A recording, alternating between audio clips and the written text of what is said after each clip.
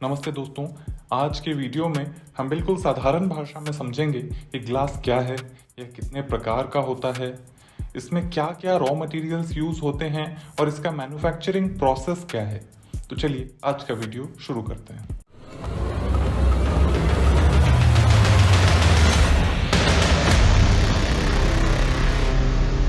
Glass एक non crystalline solid है जो कि अक्सर ट्रांसपेरेंट यानी कि आर पार दिखने वाला या ट्रांसल्यूसेंट होता है। ये काफ़ी फ्रेजाइल होता है और ना इसमें थर्मल कंडक्टिविटी होती है ना ही इलेक्ट्रिकल कंडक्टिविटी होती है। ग्लास कई प्रकार के होते हैं, जैसे कि पहला फ्लोट ग्लास। इसे ज़्यादातर low cost Windows, display cabinet doors इत्यादि में यूज़ किया जाता है। दूसरा टफ एंड ग्लास। ये अपने हाई स्ट्रेंथ के कारण जाना जाता है। इसका आउटर लेयर काफ़ी टफ होता है। इसे ज़्यादातर कॉमर्शियल या रेजिडेंशियल बिल्डिंग्स में लगाया जाता है। इसका उपयोग ग्लास के दरवाज़ों में, ग्लास की छतों में, हैंड रेल्स इत्यादि में होता है।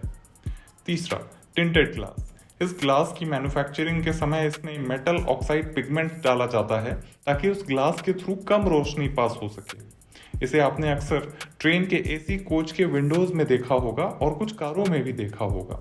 चौथा ऑब्सक्योर्ड ग्लास। इसमें ग्लास के सतह पे एक टेक्सचर दिया जाता है। इसे सैंड ब्लास्टिंग या एचिंग प्रोसेस के थ्रू किया जाता है। इसे ज़्यादातर बाथरूम विंडोज, शावर स्क्रीन वगैरह में यूज करते हैं। ग्लास के दो और प्रकार लैमिनेटेड ग्लास और मिरर्ड ग्लास भी हैं, जिसे आप सामने स्क्रीन पे देख सकते हैं। ग्लास के मैन्युफैक्चरिंग में यूज होने वाले रॉ मटेरियल ग्लास की प्रॉपर्टी कैसी चाहिए उसके ऊपर डिपेंड करते हैं।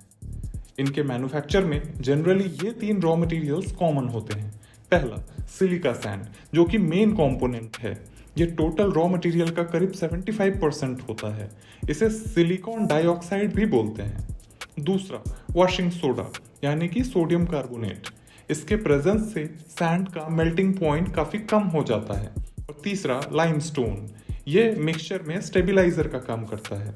इसके अलावा कुछ और ऑक्साइड्स भी ऐड किए जा सकते हैं जिससे कि ग्लास की प्रॉपर्टी मॉडिफाई हो सके। ग्लास के मैन्युफैक्चरिंग में मेनली ये 7 स्टेप्स इन्वॉल्व हैं। पहला प्रिपरेशन ऑफ रॉ मटेरियल यानी कि बैच फॉर्मेशन। दूसरा मेल्टिंग। तीसरा रिफाइनिंग। चौथा मोल्डिंग एंड फॉर्मिंग। पांचवा एनीलिंग। छठा इंस्पेक्शन और फाइनली सातवां पैकेजिंग। आइए अब एक एक करके इनको डिस्कस करते हैं। Batch preparation. इस प्रोसेस में रॉ मटेरियल्स को राइट प्रोपोर्शन में मिक्स किया जाता है। नॉर्मली सोडा लाइम ग्लास, जो कि सबसे चर्चित टाइप ऑफ ग्लास है, इसमें करीब 75% सैंड यानी सिलिका रहता है, 15% वॉशिंग सोडा रहता है और 10% में लाइम और अदर ऑक्साइड्स रहता है।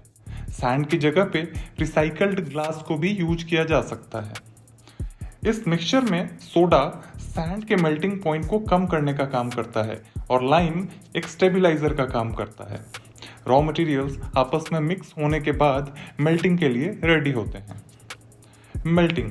रॉ मटेरियल्स के बैच को धीरे धीरे और कंट्रोल्ड फ्लो रेट में फर्नेस में डाला जाता है। फर्नेसेस को नॉर्मली नेचुरल गैस या फिर फ्यूल ऑयल से जलाया जाता है। फर्नेस को करीब 1500 से 1600 डिग्री सेल्सियस तापमान तक गर्म किया जाता है। इतने टेम्परेचर पर सैंड पिघल जाता है और एक गाढ़े लिक्विड में कन्वर्ट हो जाता है। रिफाइनिंग।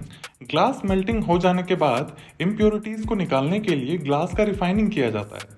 इस प्रोसेस में सल्फर डाइऑक्साइड और क्लोरीन जैसे केमिकल को ऐड किया जाता है, जिनसे रिएक्ट करके इम्प्योरिटीज गैसियस फॉर्म में मेल्टेड ग्लास से निकल जाता है। फॉर्मिंग। रिफाइनिंग के बाद ग्लास को शेप दिया जाता है। इसे कई मेथड द्वारा किया जा सकता है, जैसे कि फ्लोटिंग बाथ मेथड, ब्लोइंग और प्रेसिंग। फ्लोटिंग बाथ मेथड में फ्लैट ग्लास शीट बनाने के लिए मोल्टन ग्लास को मोल्टन टिन के ऊपर से गुजारा जाता है। ग्लास इसमें 1500 डिग्री सेल्सियस पे जाता है और करीब 650 डिग्री सेल्सियस पे बाहर आता है। निकलने वक्त यह एक सॉलिड रिबन जैसा दिखता है। कंटेनर्स बनाने के लिए, जैसे कि बॉटल्स और जार्स बनाने के लिए ब्लो प्रोसेस या फिर प्रेस ब्लो प्रोसेस का यूज किया जाता है। इस प्रोसेस के पहले मोल्टन ग्लास को छोटे टुकड़ों में काटा जाता है, जिसे गॉब्स कहते हैं। गॉब्स को फिर एक मोल्डिंग मशीन में डाला जाता है, जहां पे ये गॉब्स किसी कैविटी यानी किसी खाली जगह में घुसते हैं। इन कैविटीज में फिर कॉम्प्रेस्ड हवा भरी जाती है और ग्लास को एक टेम्पररी शेप देती है, जिसे हम पैरिजन कहते हैं। फिर इस पैरिजन को फाइनल फॉर्म देने के लिए ब्लो ब्लो मेथड या फिर प्रेस ब्लो मेथड का यूज किया जाता है। ब्लो ब्लो मेथड में सिर्फ हवा का ही इस्तेमाल किया जाता है, जबकि प्रेस ब्लो मेथड में प्लंजर का इस्तेमाल किया जाता है। एनीलिंग उस प्रोसेस को बोलते हैं जिसमें ग्लास कंटेनर्स या फिर फ्लैट ग्लास को स्लोली कूल किया जाता है ताकि वो टूटे ना। इस एरिया का टेम्परेचर 600 डिग्री सेल्सियस से 450 डिग्री सेल्सियस के बीच होता है। इस प्रोसेस से ग्लास का इंटरनल स्ट्रेस रिलीव हो जाता है और ग्लास को यह ज़्यादा स्ट्रांग बना देता है।